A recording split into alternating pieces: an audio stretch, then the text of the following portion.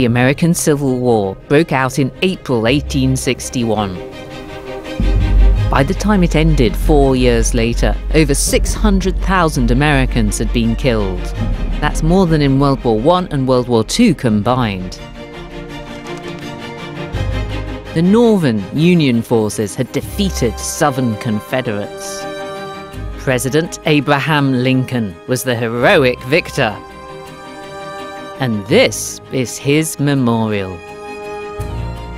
I'd say that there's something extra monumental about this monument. It's got utter self-confidence, hasn't it? And every stone within it tells a story. There are 36 of those columns, which represent the 36 states that ended up being in the Union after the war. And you can read all their names too, round the top. Arkansas, Michigan, Florida, they're all there. It's a real symbol of togetherness. Lincoln has saved the Union and ended the divisions of the Civil War.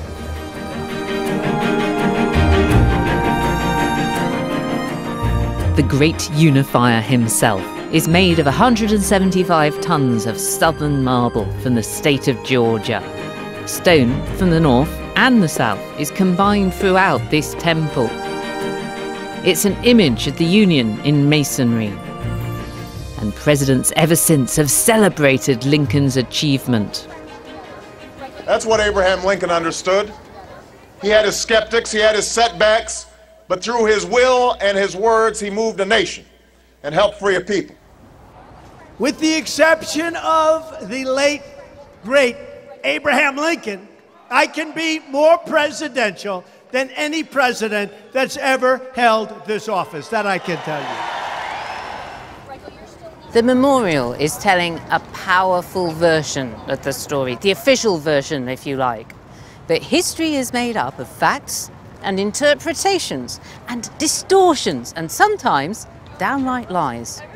And the story of the American Civil War is one of the most contested stories of all. So I'm left wondering, could the Lincoln Memorial itself be telling one of American history's biggest fibs?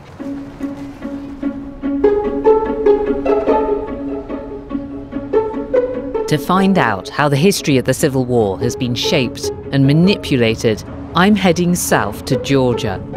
And I'll be asking if Abraham Lincoln really was a saintly emancipator dedicated to ending slavery, and whether his